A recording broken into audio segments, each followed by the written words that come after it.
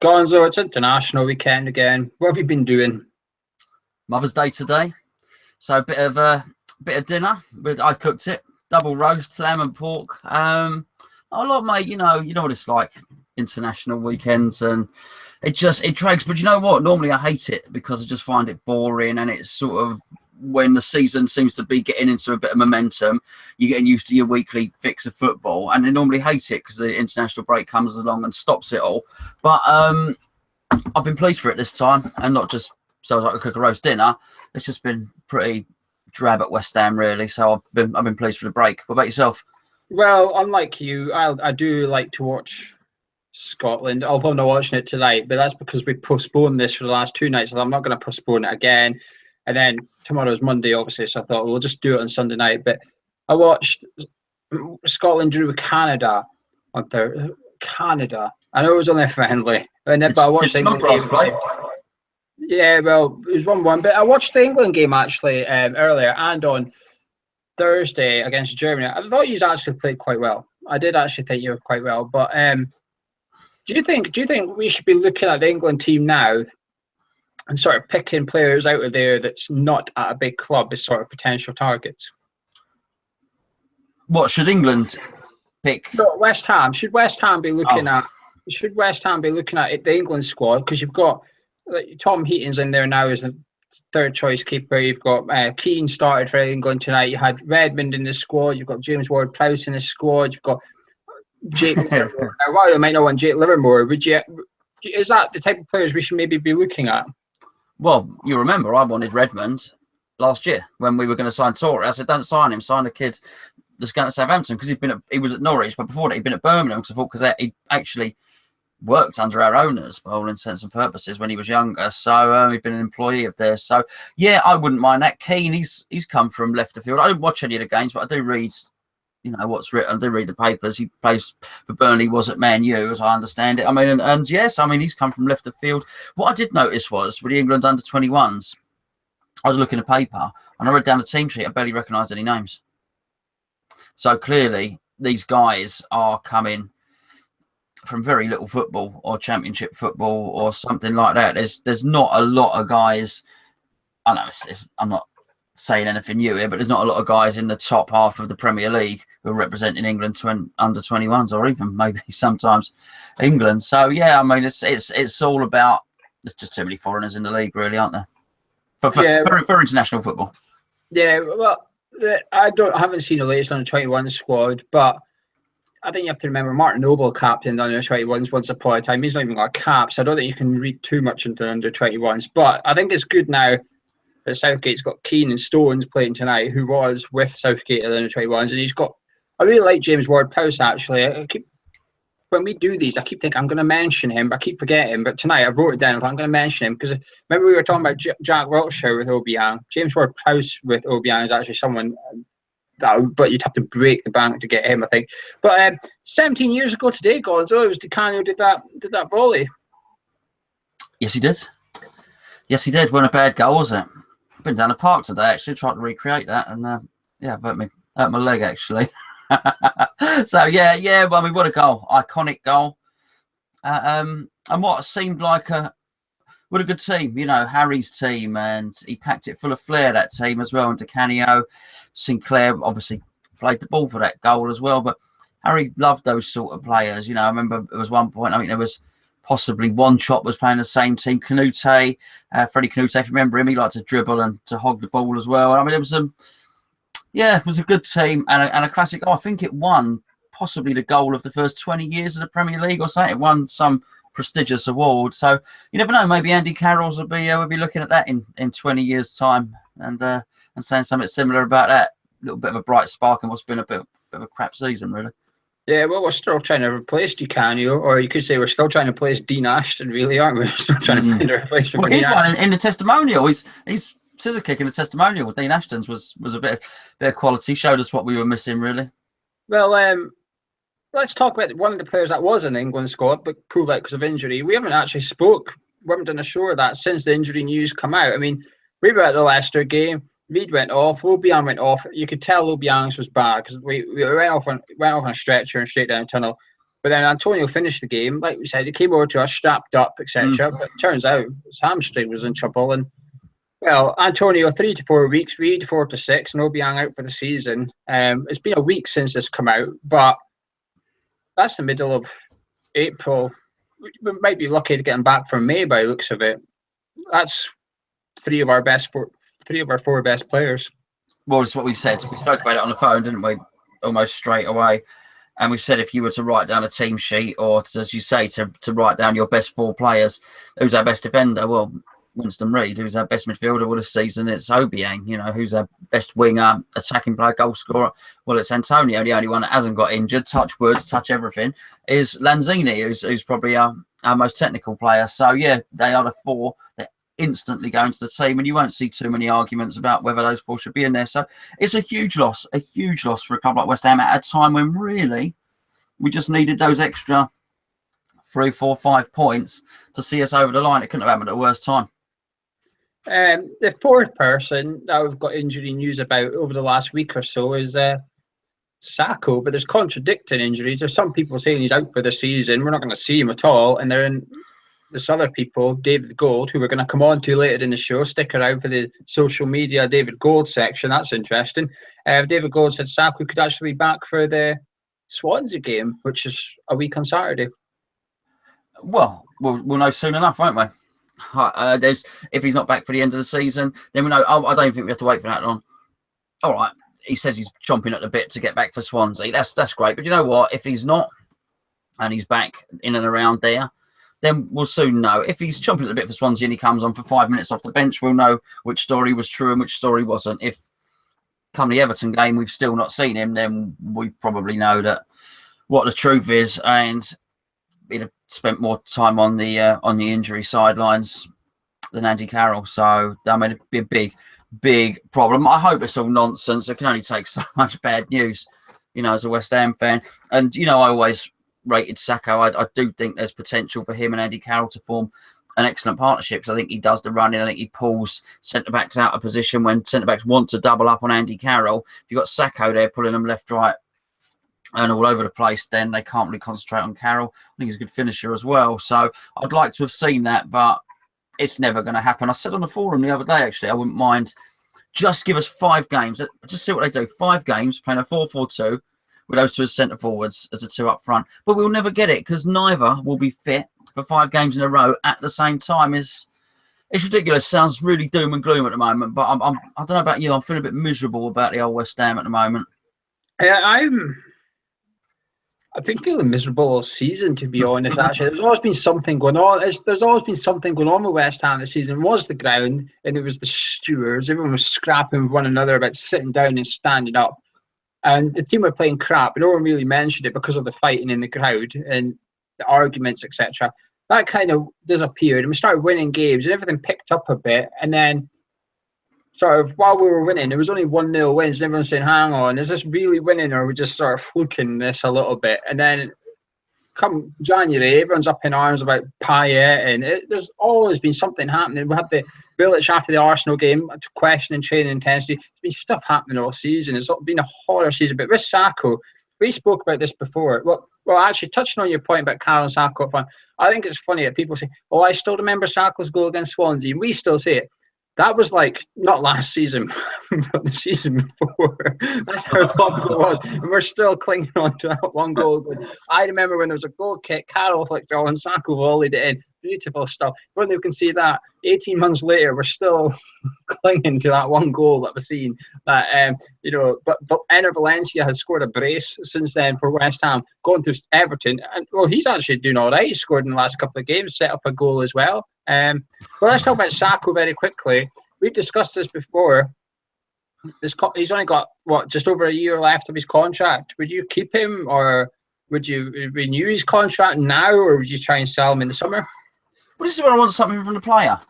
Actually, this is where I want the player to say, do you know what? I've not given you value for money. You gave me a chance from the lower reaches of French football, and I'm going to automatically extend my contract on your terms, no pay increase, no nothing, and give a little something back, not dissimilar to what Carlton Cole did when we dropped down a division, you know.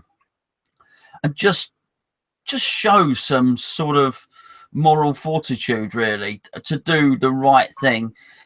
If he doesn't, I mean, sell him, what we're going to get for him if it's only a year. If we had, you know what, if we had value for money, what did he cost? 3.5 million? Probably we have. He's not earning a fortune. He's in today's terms, he's on whatever, 20, 25 grand a week. Then you cut your losses. If he's willing to sign for another year at 25 grand a week and say, look, there you go, Diafra, give us a year of goal scoring and of playing at 25 grand a week and stay fit, show us that the injury that you said was hampering you is now fixed. That was the injury that's bothered you for the past 2 or 3 years. That's fixed. Give us a year, banging the goals, and then we will look at a longer term deal at improved terms. That's really what I would do. If he turns around and says, no, that's it, I've had it, I'm homesick, blah, blah, blah, you haven't treated me well, or anything like that, then he's got to go, because we've got to get the next bunch of signings right. We absolutely have to, because I mean, that's something else I want to talk about as well, the players that have been linked with us the last few days. So yeah, it's important. Yeah, I still want rid of him.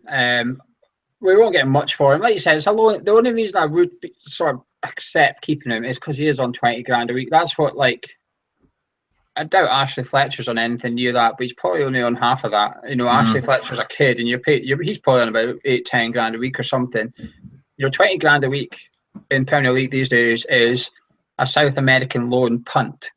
But with Sacco, you sort of know what you get. You know, he's just not fit enough, unfortunately. But you know, when he is fit, you know he's good.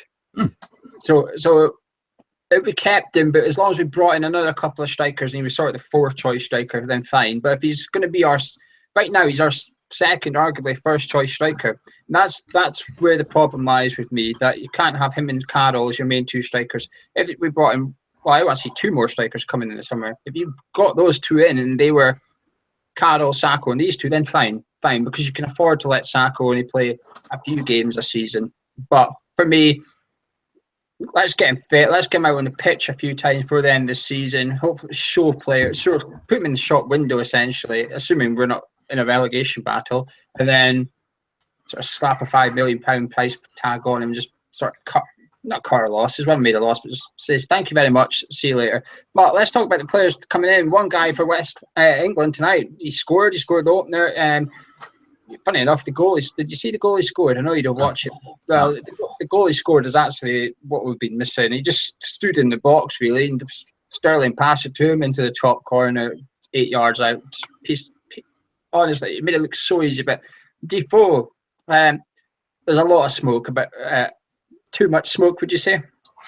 It's funny because there's no smoke without fire, and there's certainly no smoke without fire with the club, the way our club run. So earlier on, I was sort of looking through. It was when I'd seen the Giroud link, you know, and I don't mean the one at Arsenal, when you centre back, the Swiss centre back. And I thought, when was the last time I was actually surprised by a signing? When was the last time? So what are these signings that we've had recently? Snodgrass, did you know he was coming? I don't care if it was a day before or 10 weeks before. Yes. Basically, everybody we know, okay? There's no surprises anymore. So now I start to think, yeah, if there's enough smoke, then we probably are in for him. And in answer to your question, yes, I think we are in for Defoe. So, and Defoe would be a decent signing.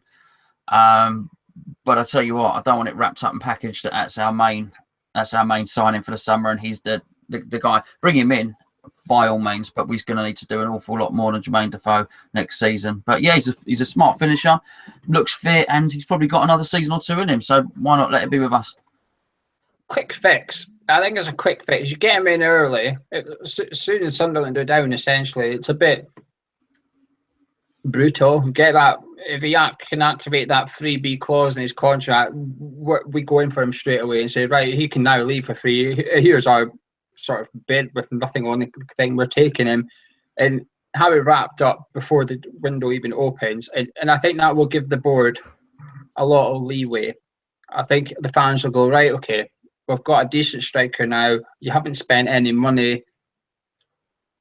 Now you've got a bit of... the only thing that worries me is 12 months ago we had Lanzini signed up permanently, but we also had Faguli, Nordveit, and everybody at the time was happy with that. So going into the window, we had 2 players of decent calibre signed, and that's why I thought there was a lot of just get a striker. That was almost what the thing was with fans, just go get your striker. We've got to. And I think if you get Defoe, I think you're sort of just take the pressure off your shoulders a bit. But he cannot be the main striker. He just cannot be the main striker at all. But certainly a very good acquisition for free. He showed tonight. The only problem is I think we're only going to get him if Sunderland and go down. But I wouldn't want us to see.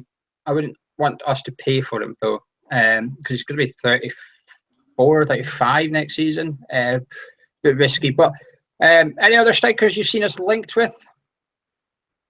Yeah, that's why. Which annoyed me. Why? Because it was loan, and I'm sick of it. I'm sorry. I'm absolutely sick of it. It's going to take a lot more than a bunch of loan signings. Again, it might not be real. Let's put that out there straight away. It might just be paper talk. But as I just said, don't take a biggest leap of imagination. Bearing in mind we've been linked to him. Bearing in mind we bid for him before. It sort of smacks. He's at Chelsea. He's gone to Chelsea. So Chelsea paid 32 million for him or whatever. Might have been 30, whatever. They paid 30 odd million pound for him. So he goes there and he flops. Okay, for whatever reason, hasn't been given a chance. Fine, whatever. I don't care if we think it's fair or it's not fair. He's not been a success, right? He's not. It's not worked out for whatever reason. So his value has gone down. He's not worth the money that Chelsea paid for him. So now, if you really rate him and you really fancy him, now is the time to go in there and say, well, look, we'll give you 22, we'll give you 25, we'll do something. I'm not saying going on the cheap, but you don't pay them the 32. You know what I mean? You just don't do it. You just go in there, and if that's who you want, you go and get him. If you bring him on loan, it's another, you talk about papering over the cracks with Defoe, it's another papering over the cracks. It's another thing that moving into that stadium is meant to propel us onto the next level so we can compete with the top teams. What happens? Would you know it goes one or two ways? He either flops and he's a bit rubbish with us, in which case we still got to go out and find another striker the next season anyway. So we've got that short-term thing. Or he does really, really well and we end up paying Chelsea the full whack, or he does so well that someone else casts their eye at him and says, oh, we fancy him. Well, knowing Abramovich, Conte had done 2 seasons, Abramovich will kick Conte out and a new manager comes in. I just don't see any big win-win situation for us with the signing. And I just hate the way of doing business. I'll take him, but sign him, buy him. I would only...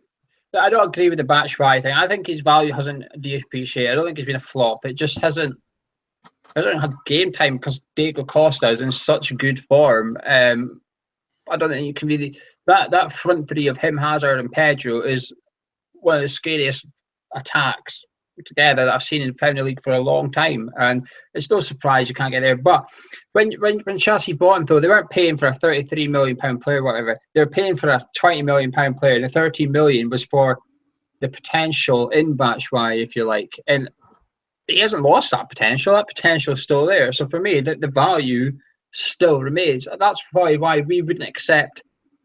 That's like someone saying to us, oh, Fernandes cost you $5.5 million. He's not played that much, so he's only worth $4 million. Well, no, he's actually worth a lot more now because we've seen how much potential the boy's got.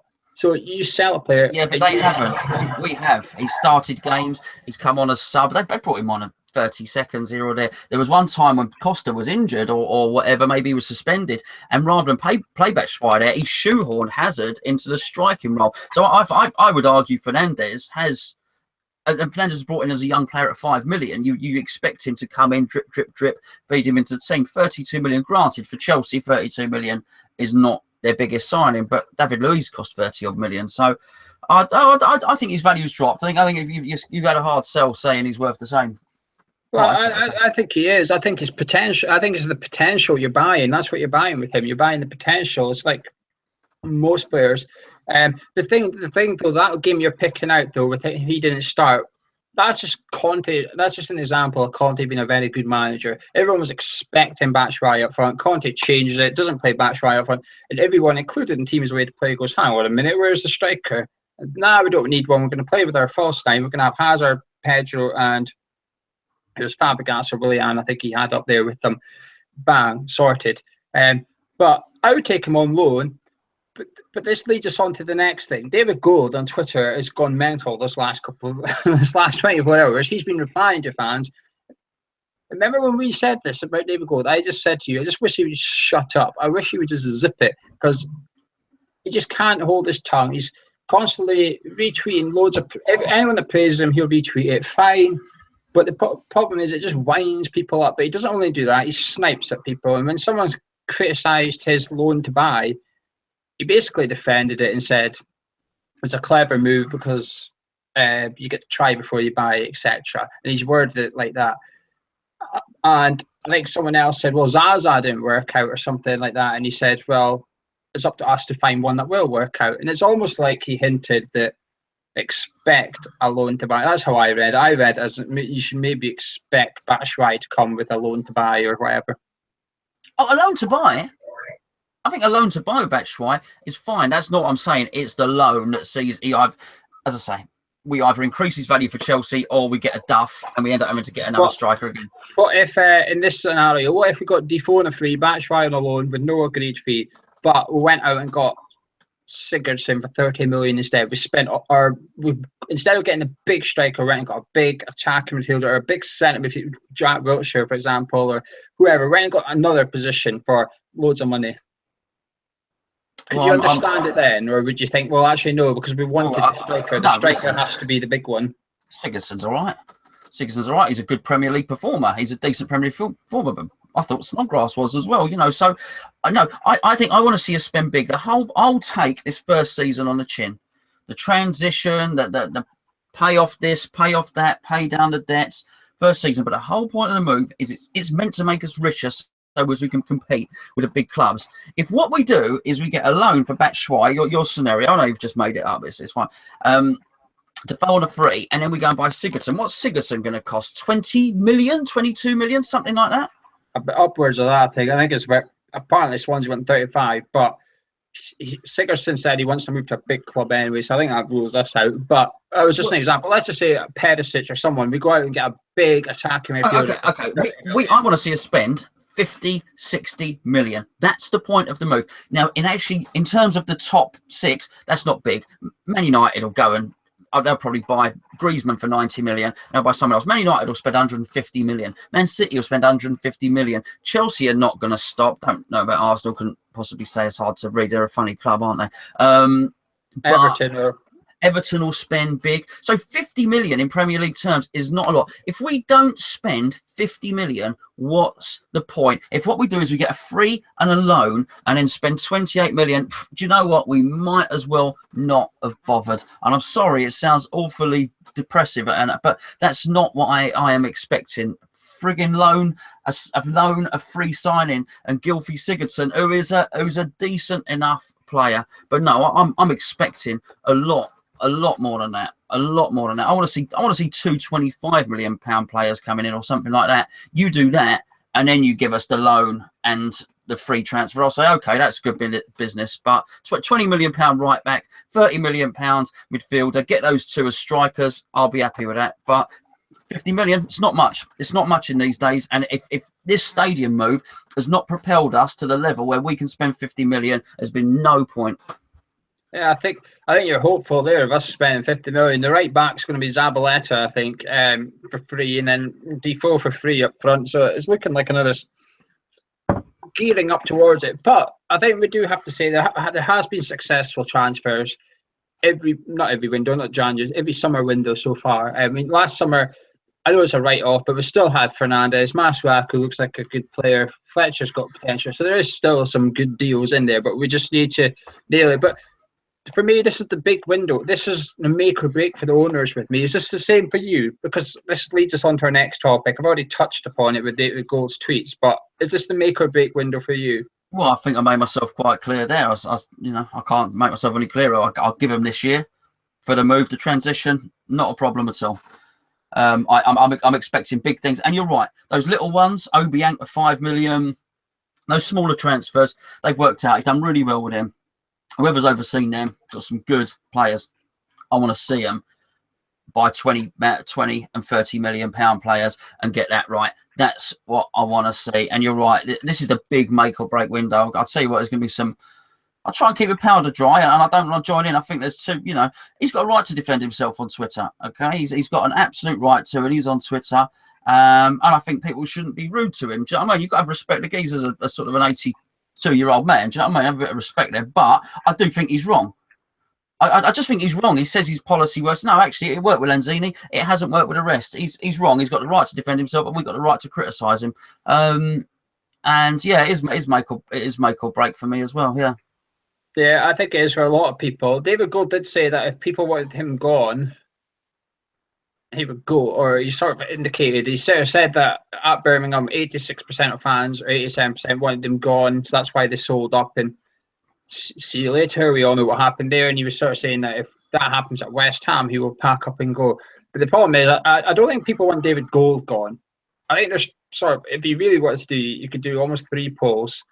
I think David Gold will come out on top. The other 2, I'm not so sure they'll get such a big backing from the fans. I think when there was the old Sam Allardyce thing, and everyone said, "Be careful what you wish for." Oh, shut up! We wish. We know what we wish for. We wish to not have that geezer. So we've got a bit of a "be careful what you wish for" situation happening here, and I've been quite consistent on this. I think if somebody comes in and they are wealthier than them and willing to spend it, I don't mean wealthy on paper. That someone can be worth 2 billion, but actually it's all tied up in businesses, and actually his expendable income is 150 million. Well, that's going to do us no good whatsoever. And then he sort of, like the Glazers did, they leveraged the debt to buy us in bonds and this, that. No, none of that. I mean, somebody who has actually minted, somebody almost like Usmanov, who is kicking his heels at Arsenal because Kroenke won't give him. He won't let him on the board and all that sort of stuff. Someone with sort of 10, 12 billion who just wants to spend some money and build a football team and have a few days out. That's what we want. I think if that happens, then great. But here's our issue. I think a lot of people are confusing because there was that thing he basically said, well, if you want me to sell up, I'll go. And quite a few people waited in and go, we'll go then, didn't they? We'll go. People, there's not a direct correlation between Gold and Sullivan selling up and us getting the right person in. In fact, all the evidence suggests that the wrong person will come in, because we've got one example of them selling up before, and that is when they sold Birmingham. And they sold Birmingham to a crook. They sold Birmingham to a crooked Chinaman, basically, and he has ended up under fraud investigation, and he has ended up banged up in the clink. You can laugh. That's what happened. And it turned out he didn't have the money that he said he had. Actually, the money he did have had been embezzled. He got locked up. He's now in prison, and that was the judgment they made on that was the correct person to sell Birmingham City to. So if you want them to sell up, just bear that in mind. I mean, how much faith do you have that they're going to do their due diligence and only sell to somebody that has got 5 billion in the bank and to do the right thing? Now, the thing is, they will say, sorry, and I'm talking a lot here, they will say that they have got West Ham's own interests at heart and they're West Ham fans and the rest of it. But how much of West Ham's interests are they going to have at heart if actually the fans have hounded them out? Actually, at that point, they might feel, well, do you know what? You lot have been horrible to us. 2 fingers up to you lot. We'll just sell it to anyone. Where's our 450 million? That's what we'll take. We'll take it. There it is. Bang. Thank you. There you go. You deal with whoever we've passed it over to. That's my fear. I think, though, if someone can afford 450 million for a club, they've got money. I think that's maybe the difference. I'd imagine Birmingham was a lot less, and I don't think they could tell that money was sort of illegally gained, etc. But let's move away from the Birmingham thing. I think a lot of frustrations, though, isn't necessarily about the spending of the worst thing is, I don't mind us being 12th in the league where we are right now. I don't mind us that much. You don't know, I've defended Bilic because I've said numerous times we're 12th in the league. I don't see the big deal about it yet, and we could obviously slide. But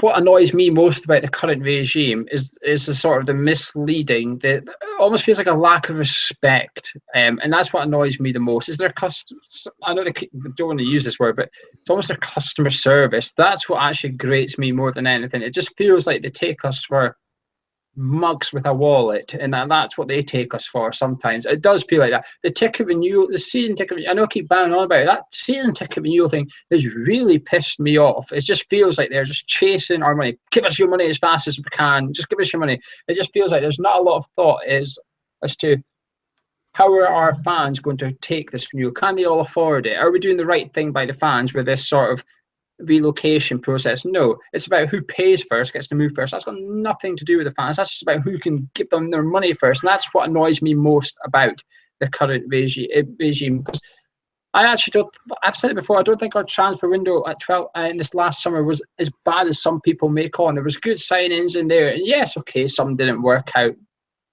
But I don't think it was awful. I think there was some positives from it. And I sort of got faith going into this summer a little bit because we've got a really good scout who's got, when we look at last summer's, they're all his signings that have worked out. It's his. It's not David Sullivan's. It's not Slaven Bilic's. It's Tony Henry's. So if he can sort of take control, I've got complete faith in transfers coming in. But it's just, honestly, it just feels like a lack of respect. And I know you say David Gold can stick up for himself on Twitter. Of course he can. But it just feels like he disrespects fans on there sometimes as well. When he does sort of say, well, he said to one fan, he asked a fan the other day if he's been taking his medication because he had an opinion. And it's just little things like that. I think, well, hang on, just sometimes bite your tongue a little bit. I know he shouldn't get abuse, but I don't think you should necessarily give abuse back. It's not fight fire with fire. It doesn't always work because the fires just get bigger. Sometimes you just have to just leave it, ignore it, and people will get bored eventually. They will just get bored and they'll stop tweeting David Gold. But because he replies, everyone keeps tweeting for him, waiting for him to snap at them, and he does eventually. He does snap at fans. I think, honestly, someone just needs to change his password, just leave him be. Yeah, well, social media is like the Wild West, basically, isn't it? I mean, anything goes on there, and he does get dogs abuse. I don't know. Listen, I'm not saying who did it. It wasn't the same. Clearly, he wasn't the same person who he said, "Have you taken your medication?" Who said the things about his granddaughter and stuff. I don't know if you've had that level of abuse. I just think, you might, particularly at his age, you might just go, "Oh, do you know what I mean? Leave it out." I'm almost the opposite to you. Whereas you said it's the ticketing and all the rest of it that's really annoyed you. But you don't think the transfer window was as bad as some people make out. I'm almost the opposite to you. I think the transfer window was an absolute abomination. It was an absolute disgrace. But I don't mind the ticketing. So I mean, you got both opinions there from both of us. But listen, it's clear that from both of us that it's not a happy ship at the moment. We've both got our gripes, and the fans will all have different things that are annoying them as well. So. It's not good, mate. It's just not good. It's not a happy place at the moment. Doesn't feel it. Well, I'll tell you what else I don't like about them. It's not come from them direct, but I'm pretty confident it's coming from someone in the club anyway. This pressure on Bilic. He must get top 10 or he's going to get sacked. Originally it was top 8. Now it's come down to top 10. He just has to get top half. Bear in mind that injuries were just spoke about. I think that whole top 10 thing needs to be scrapped and it's sort of finishing the top 17, please, and just see through, write this season off. But this whole putting your manager under pressure, he's been here for a year and a half. People, I want to see youth in this team. There's no way Slaven Bilic or any other manager in any Premier League club is going to start playing youth when they're going to lose their job if they don't finish in the top 10. He should basically be told, just stay in the Premier League, but if you can, here's a 4 or 5 year deal as well to give you some security. But also, if you wouldn't mind, start integrating some of the youth into that team because you've got no pressure on you. If you're putting pressure on him for top 10, there is absolutely no way. And why should he play at youth? Why should he give Oxford, Burke and Cullen time so that Mancini can come in and get the fruits of his labour? Why should he? Bilic is thinking about tomorrow. He's not thinking about next season. He's not thinking about the season after. He's thinking about tomorrow. And he's thinking about tomorrow because of this pressure that's on his shoulders. And I think that pressure is too far. He does not deserve it, in my opinion. He's made mistakes. But we've just spoke about mistakes that our owners have made. We spoke about mistakes that Cam Brady's made. Tony Henry's probably made mistakes as well by going after Scott Hogan all January. He should have actually given up on that and went and got a striker at Bilic once for him. Everyone makes mistakes. Bilic is allowed to make mistakes. Footballers are allowed. I make mistakes in my job. I'm pretty sure you make mistakes in your job, right? But Bilic isn't thick, okay? There's a reason he keeps playing people at right back rather than right back. That's because he wants a right back. Now, it's not right. It's point scoring. It's not right. But he's not stupid. He doesn't think. I don't think he thinks any longer that Antonio's a right back or Cecchiati is a long-term solution there. He's doing it to score points in my way. But this whole pressure thing on him, I mean, we're linked today with Jaap Stam, for goodness sake. Jaap Stam, the geezer's been in management for months and he's all of a sudden linked to West Ham. Where's evidence that he's going to do any better? Well, it's funny enough. It's the link with Mancini that always annoys me more. I mean, he was the most negative, boring manager. He has bust ups with bloody everyone. He's not going to, he's going to be playing the old silky football on the deck and, understanding about the club. He'll be locking horns with the owners, whoever the owners are. That's what Mancini's like. So don't get that one. Yep, Stam, as you say, that's a bit of a weird one. I'm not sure out of managers who would come to West Ham. I don't think. Now, clearly, funny enough, it might have to be someone like a Yap Stam or somebody like that, because actually, I think an established manager is not going to come. The rumours were that we very, very nearly got Rafa Benitez, and then he went to Real Madrid. Which it's not rumours. It's not rumours. Last season, our owner was on the official website saying how close he was to getting Rafa Benitez. Yeah, Real Madrid swooped. Why are you even saying it? If we've got a manager, just zip it and let him get on with it. Well, yeah, he did. But my point is, Yap Stam is no longer. Rafa Benitez is no longer at Real Madrid. Rafa Benitez is in the Championship with Newcastle. May well get promoted. Let's say we sacked Bilic tomorrow and offered Benitez the job. Benitez wouldn't come. And that says an awful lot. Now, actually, we've got better players than Newcastle. We do. Antonio's a better player. Whatever. Andy Carroll, Lanzini, all the guys, Winston Reid, Jose Font, Cresswell. These are all, we got, and others as well, would walk into that Newcastle team. And we are in the Premier League. So Rafa really should, even though a little bit of personal pride aside, you've seen managers do it before. They've been near promotion in the Championship. Actually, they have jumped on and jumped into the Premier League. Would he do it? No. Because I think you'd probably look at West Ham at the moment. You'd look at the stadium. You'd look at the loan signing policy that seems to be in place. And you would possibly think, I'm not going to be in charge of transfers if I go there.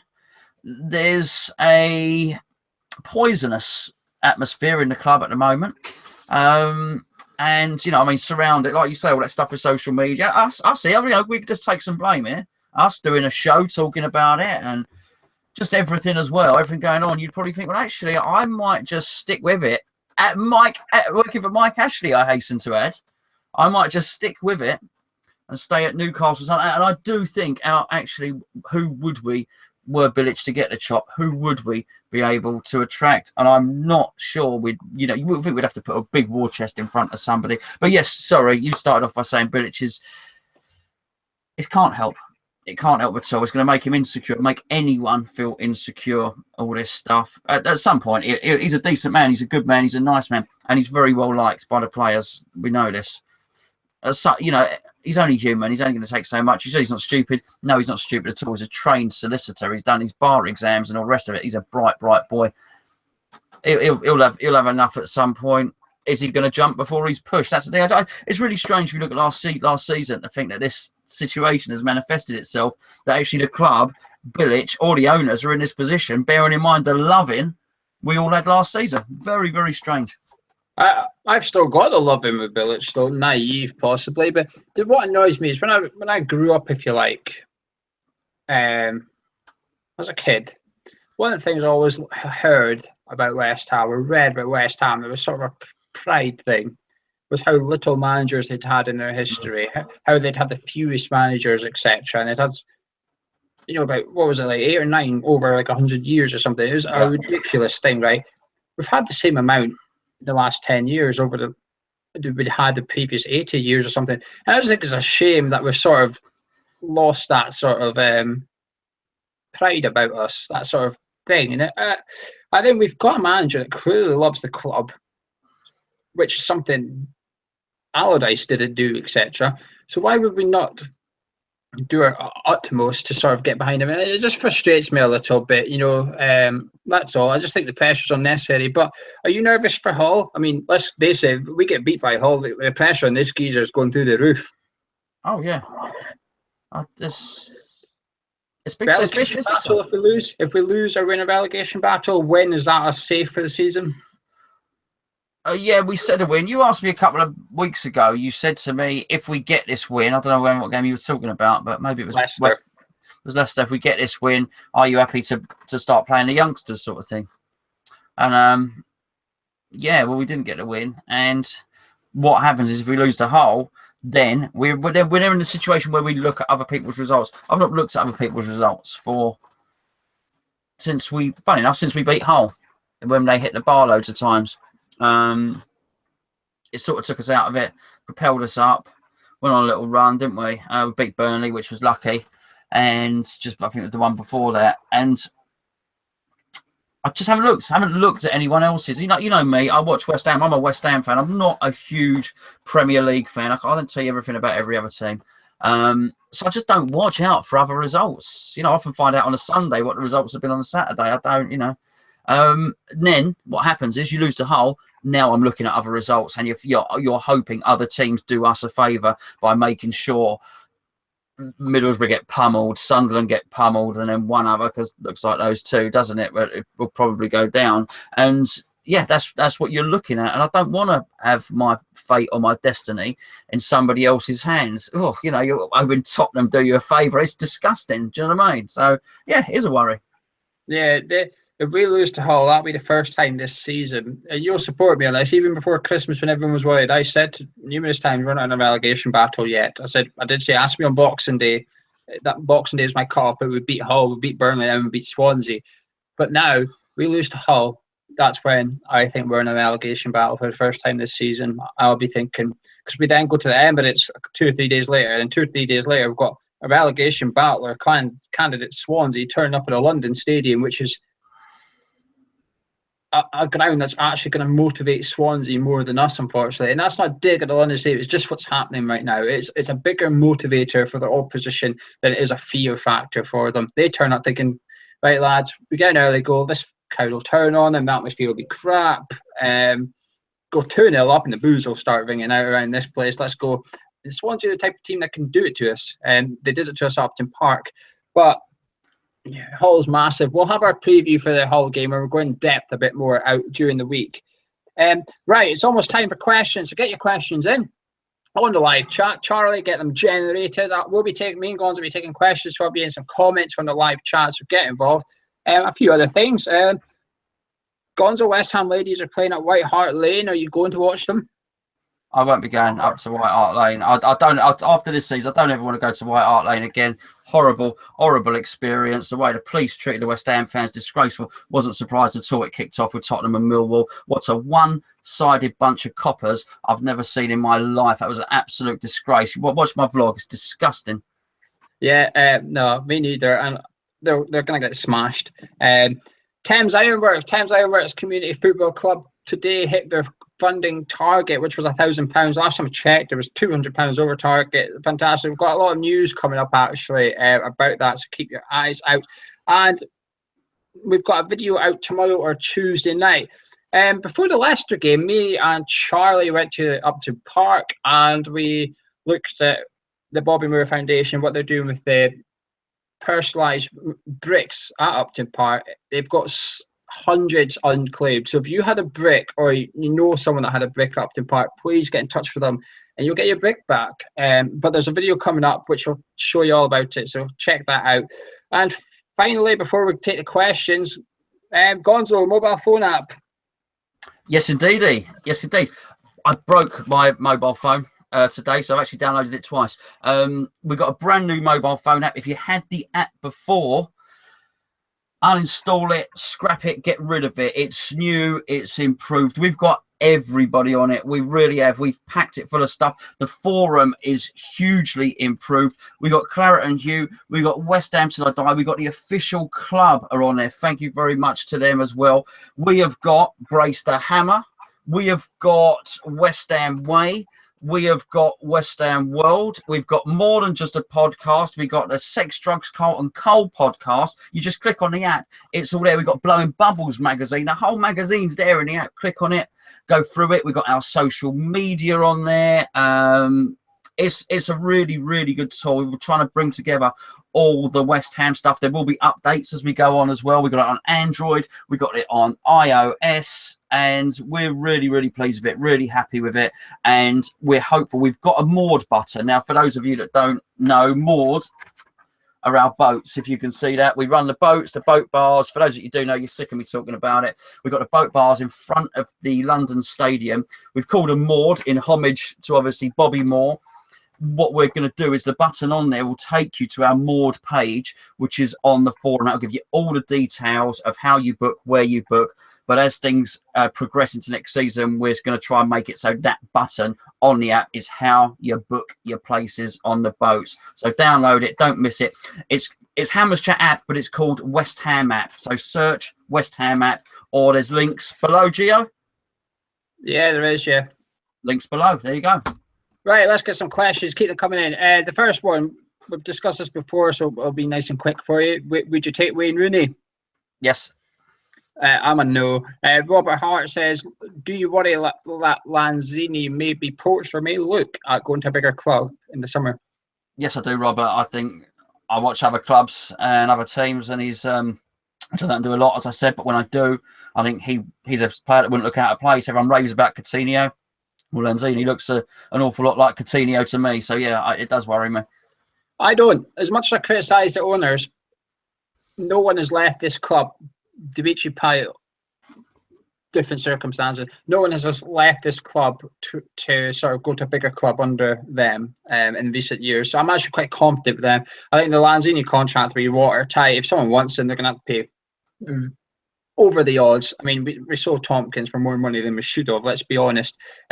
Colin Matthews, this is actually a question that 2 or 3 people, Colin Matthews, Tom McVoy and Brentwood Hammer, is all talking about the meeting we had with Cad and Brady. And they're just basically saying, do you feel there's been enough progress, or do you think it was a publicity stunt? What do you feel? How are you feeling? I think it did the club well to invite us in there. It was a good way to connect with the fans and to show the fans, hold on, we are sort of listening to you, so we're going to get the websites you read and the videos you watch involved. I've got to say about it personally, there were a lot of things got mentioned in there. Personally, I mentioned about the beer being poured so as you didn't have to queue. That got implemented for the next game. I also mentioned about the flags was my idea, and an ex-employee also brought it up as well. They did it straight away. In fact, they'll take your flags there. The other thing was the shelving. They're building it. They're just building it now. It's taken a little while. They are doing it. The other stuff was the stewarding. I think it has improved. They have done it. Was some. So I think the stuff that they have done, they're doing. The big stuff. The thing is, they didn't promise to do anything. We said about the seats. Can we move the seats, Coach? They said no, didn't they? They didn't even muck around with it. So I think it was a bit of a publicity stunt, but I also do think that the things, particularly the small things that we've asked for, they have done. So we're going back in there as well quite soon. So if there's anything else particularly that you guys want us to bring to their attention, we're just totally honest when we go in there. We just say, the fans want this, we want this, we're not happy with this, we're not happy with this. And if there's anything that's not done, when we look down our list, we'll be going in there and saying, hold on, you said you did this and you didn't do it. But that's all we can do. There will be a thread on the forum for people to contribute to before we go to the meeting. I'm half and half. I'm not as enthusiastic about it as I was when I came out of the meeting. I thought, oh, fantastic, this is really good. But now I'm sort of thinking, well, the shelving, I know the shelving's going up bit by bit, and we know one of the guys who worked there, and he said it's actually red tape from the LDC. But the problem is, this is what annoys me. We found out because of someone that works where we did not know that guy that works in the ground doing the shelving. We wouldn't know that. So we'd probably be going, why is the shelving not up yet? It's done in one stand. There's 4 of them. It's one stand's got shelving up. And beside us, there's one shelf up out the whole thing. Out the whole east stand, there's like one shelf up. And it's right where we sit, which is a bit convenient. It's got hamster. No, we're joking. It hasn't really. Yeah. But and the stewarding inside the stands has got better, but I think it got a little bit better before we went into that meeting. But the searches outside the ground, I've seen no improvement at all. They said they were ordering more wallens. Well, they might have. I don't know. I never counted the wallens before we went in the meeting. I'm not going to count them now. But I'm still having to queue up for 5-10 minutes for, again, the bloody thing. So it's got no faster whatsoever. And when we were there for the Leicester game, it's just a free-for-all. Everyone's ramming in. Basically, whoever shouts the loudest will get searched first, basically. But I'm half and half. I think the next one will be sort of, hopefully, be a bit more in depth. There is some things they've fix, like you said, the flags and that. But I don't know. I think there was a bit. I think it benefited the club more from a PR point of view than it did benefit the fans from changes. If you were, I mean, the big one that we put forward. I mean, let's say, listen, I mentioned 3 things in that meeting. They all got done. I mean, so I can't really. I'll go in there. I'll mention more stuff. Hopefully, it gets done. The big thing for me is the route out. And that is something that just needs to. That's the biggie. That's not beer. That's not flags. That's not this, that, and the other. That needs to be done. And from what I gather, there's a secondary school being built around Pudding Mill Lane train station. Until the school and the station are completed, they can do nothing about it. No one can do nothing about it. But unfortunately, I mean, what we've got there is this is the downside to renting. Because anything they want to do, they've got to get it past the LLDC. They've got to get it past Stadium 185. There are just too many cooks spoil the broth, and there are too many cooks at the moment. And, I just think it makes everything really, really slow and quite hard to get done. Well, we'll do a video before we go into the meeting with kind of video. We'll do a video based more around that. Raymond is asking, well, should we change keepers for the rest of the season? Obviously, we're conceding a lot of goals. So I guess it depends on whether you put Randolph at fault for them or not. I think even if he's not at fault, I think you change it up. You've got to change something. Something's not going right, and you change it up. He's let a lot of goals in beforehand. Adriano's let a lot of goals in, and you'd say in the same thing. Perhaps sometimes Adrian wasn't at fault, although he is prone to a clanger, but he did some decent bit of shot stopping, Adrian. So I think it's probably time to give him a game again. Yeah, I probably would. Was it Raymond? Yeah, I would Raymond. I wouldn't. I don't think it's Randolph is the problem. I think it's just the people in front of him, and I don't even know if it's a defence. I think it's the people in front of the defence. Actually, I don't just mean the 2 centre midfielders. I mean the wingers. Our fullbacks. The reason they look shocking, I think, is because they've got far too much to do. They're constantly having people doubling up on them. I mean, you've seen at Bournemouth. I know they keep going for right back, but that's because the winger, Figueroa that day, but Antonio, Snodgrass, whoever plays there is not the best at getting back, and I think that's our weak spot down the sides, and that has a knock-on effect to the defence, which has a knock-on effect to us conceding goals. But we conceded a lot last season under Bilic. We conceded a lot of goals last season, and this is what I asked for. I didn't ask to concede goals, but I asked for entertainment, and if we're going to score more, we're naturally going to concede more. So it's sort of, I'm going to have to take the bad with the good. So for me, I would stick. Ian is asking, do you think Snodgrass will ever represent value for money? I think he's bang average, Ian. I've got to say. I'm not impressed. He seems to yak that yard of pace that you need at the top level. He clearly has something going for him because he was getting assists and goals at Hull. But whether it's him, whether it's our tactical system, whatever, but he's not got much to live up to. 12 million. He doesn't have to be brilliant, but I'd like an assist or something, a cross for a goal, or put him to put the ball on Carroll's head or something like that. I don't expect it. Well, he's 7 goals or something before he got to us and lots of assists.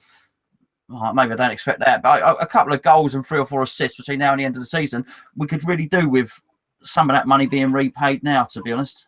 Hey, do you know, out of the Leicester game, I wasn't angry about the defeat because I still think we were just unlucky a little bit. I've watched the highlights back a lot. How did we not win that? On another day, Ayew or Carroll takes that chance. I think not Carroll because I was in the last minute, but we scored earlier. I think we would have gone on and won with the momentum, etc. But the one thing that annoyed me about Leicester was Robert flipping Snodgrass. The amount of attacks he killed because he could not pass the ball 5 yards. And the amount of times he should have crossed it, he didn't.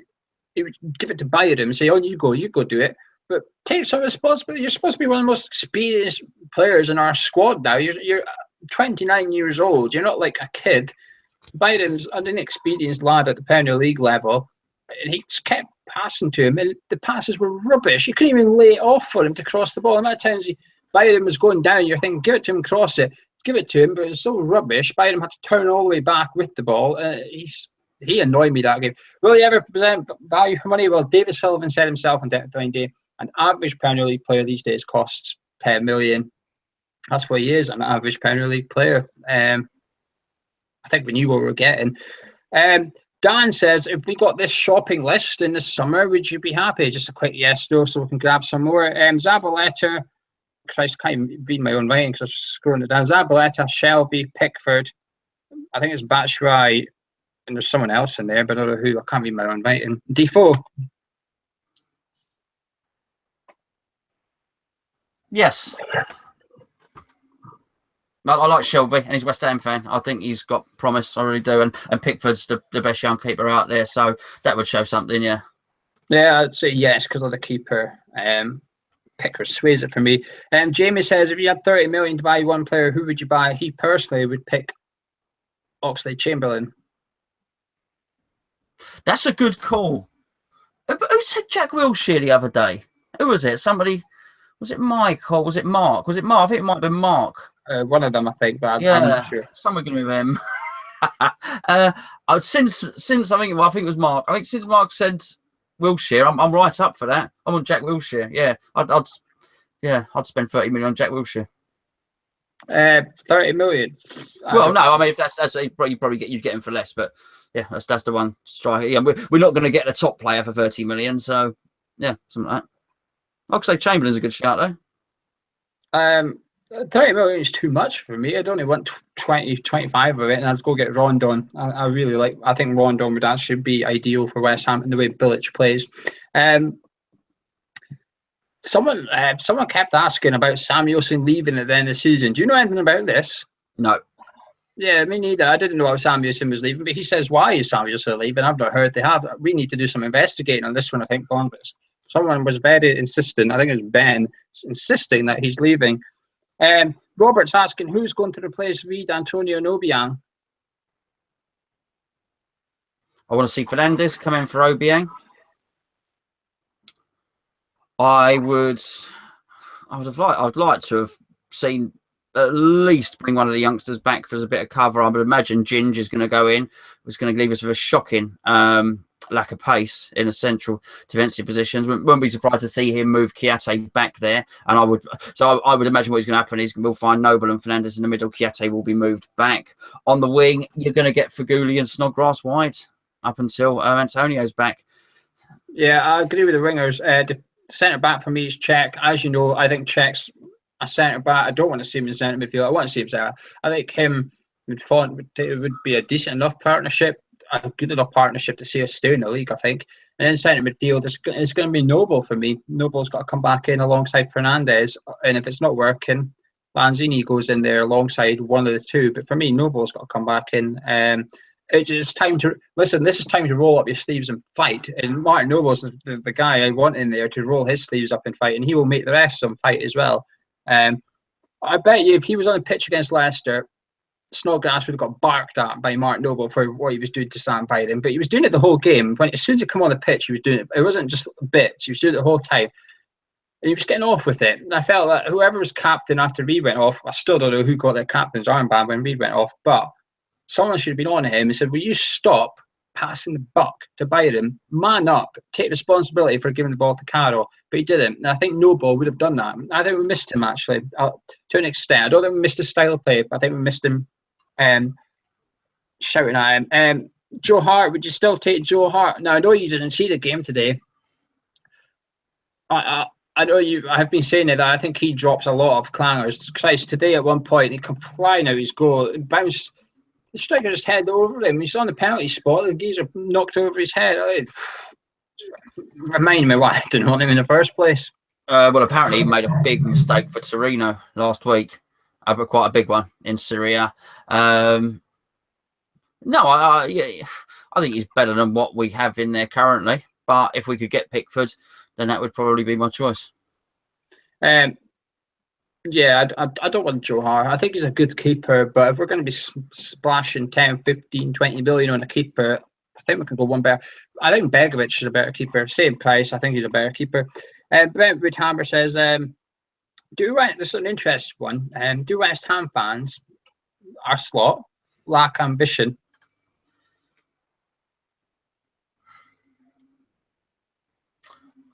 We've been used to things. We've been used to being a yo-yo club, I think. I think we want to have ambition. I think we want to be ambitious, but we almost expect the worst. But we're ready. I think we are. I think there's something in what he's saying, but I think we're ready for it. I think we're ready, and I think we've sort of bought into the dream that the move. The one thing to really that we had our hearts broken leaving Upton Park, and the one thing that sustained us would be that it would push on and we'd become a bigger club. Okay, well, we're leaving that. We're not going to be a yo-yo team, and the team that we win one week and lose the next. We're going to go and challenge the big boys. So I think we've bought into that. So I think with that we're ready, and we are ambitious. I think we're too ambitious. Well, I think some of our fans are too ambitious. It's hard to get the right mix. There's always going to be people that's too ambitious. That happens in all walks of life at all football clubs. It's not just West Ham, all football clubs. I bet you half the Championship at least start a season in August, think, this is our year. We're going up. We have to go up. That's their ambition. That's what you've got to aim for in the Championship. And it's just natural in the Premier League that you're going to aim for Europe. I think we're too ambitious sometimes. I think that's why this season's hurt a little bit. I think our ambitions were built up by the owners. And I think this is why they're sort of experiencing a lashback from the fans, if you like, because you built our hopes up and you shattered our hopes. I think that's where the problem is. If the club said, we're going to go there, but first 3 years, we're going to be aiming for top half football, we couldn't really have much complaints right now. But because they sort of indicated that this was going to take us to the new level, as they called it. Robert, would you take Andre Gray as a striker? Yeah, definitely. He'd be starting in our team at the moment. There's no doubt about that. If he was a player for us now, he'd be in our team. What I would hope, Robert, is though that we end up with a better striker than Andre Gray next season. As I say, I'm expected to spend 50 odd million, and but at the moment he'd walk into our team. So if it was Gray and Defoe, would you take that? Well, as long as what's Gray going to cost? 15, 20 million? 20 million? I think his contract's running down, possibly. Don't know. Might be getting confused with somebody else. If he's going to cost 15, 20 million, then yes, I would take him as long as there's 35 being spent elsewhere. I don't really want him. I know of someone at Sports Burnley. I don't speak to them much, but they seem to think that Andre Gray is not all that he's hyped up to be by non-Burnley fans, and it's sort of like that's why they're willing to sell him. It's a case of everybody's built his price up. He's not worth that much, so let's sell him while everyone thinks he's worth that much and get the money for him before sort of people realise that he's not actually that good as people think, if that makes sense. So he's probably worth over a season 10 games, 10 goals in the Premier League over a season. That's what 15 million is going to, that's about right. It's about right, But we'll see, but not for me. But I'd find it hard to disagree if we've got Defoe and Gray and a decent right back and another decent player somewhere. I'd find it hard to just grumble, if you like. It's a sort of he'll do for now.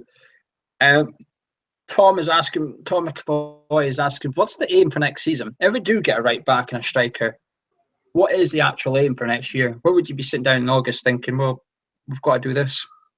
Well, Tom, it's what Gio summed it up earlier. The owners have built the expectation.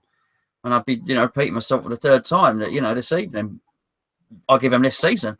But what I want to see is some payback. I want to see some payback for the move. I want to see some signs and some evidence that we are moving forward. So what do I expect next season? Oh, I expect us to not only be challenging top 8. I don't want to stumble into it. I want to all season be in that top 8. That's what I expect. Otherwise, what was the point? What's the ground? Is it this? If all those seats are filled, it's the second biggest ground in the country. Next season, they'll do the European Money League of turnover and all that sort of stuff. We will be pretty close to the top 10 in terms of European clubs next season. I think we were 18th this year, and that was before the move and before all the extra revenue. We'll be amongst the top 10 richest clubs in Europe next season, in the second largest stadium in the Premier League. We need to be aiming for top 8, and that would be what I expect. If not, then we have been sold. We've been sold a bad dream. Spurs are at Wembley next year. They've got a bigger ground than us next season, so we're not going to be there. Well, are they going to spend all season there, or are they not going to Milton Keynes all season there? Yeah, they got permission for 27 games, I think, for they're going to struggle. 90,000 capacity. they're going to struggle. It's hard not being at your home club. That's going to be really weird for the fans. Big, crikey, that is a big stadium. They're not going to fill it. It's going to feel weird for them. Be a bit like us this season. Again, I was at Wembley very, very recently. Went and watched the rugby there. It's not close to the pitch either, Wembley. So it's going to be weird for them. For me, next season it's top 10 again. That was my expectation for this season. I'm not changing it. Next year, top 10, but a cup run. Cup has to be the priority. We'll have to sort of make sure we're safe enough so that when the cups come round, we can give it a good old go, and we can almost sacrifice a couple of league games in order to put our first 11 in the FA Cup. I mean, Sutton United got further than us in the FA Cup. Sutton, Lincoln got to the quarterfinals. You need a little bit of luck with the draw, etc. But it just goes to show that you can get there. If you do really go for the FA Cup, you can get there. We've just been unfortunate that our last cup draws have been Man City, Man United, and Chelsea. We're getting horrible cup draws, but that's for me. Top 10 next season, even with a decent striker and a decent right back. Top 10, good football, a little bit of youth and a cup run. That would be my expectation. Right, last couple of questions. Get your last couple of questions in. Robert says, do you think Fernandes is the best signing from last summer? I hope so. He looks the most promising. Yeah, I like him. I really do like him. I think he's got good potential. Yeah, we shouldn't be saying that, though. We shouldn't be saying that. It was like a full storm, really, last summer. Yeah, probably, Robert. Probably, unless I'm forgetting somebody. I think so. Maybe Queener. We never know. We hope one day he will turn out to be good. So, but yeah, as it stands at the moment, I'd imagine so. I think Masuaka's got potential. I don't think he's got as much potential as Fernandes, but I still think there's a lot to come from Ayew, and I think we're going to see the best of Ayew between now and then this season. I think actually, come May, I think a few people might say actually he might be worth 20 million after all. I think we're going to see the 20 million pound. We've seen it in the last 3 or 4 games now. I think we've seen why he's worth that.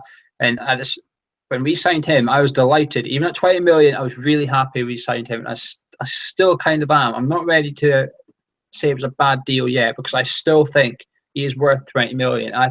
He has to stand up and be counted. We spoke about Snodgrass and Fuguli. We're going to see them. This is the guy that needs to sort of up his game and sort of take responsibility a bit, because while Snodgrass, we bought him as an average Premier League player. We bought Ayew as our record signing to score goals, to win us games.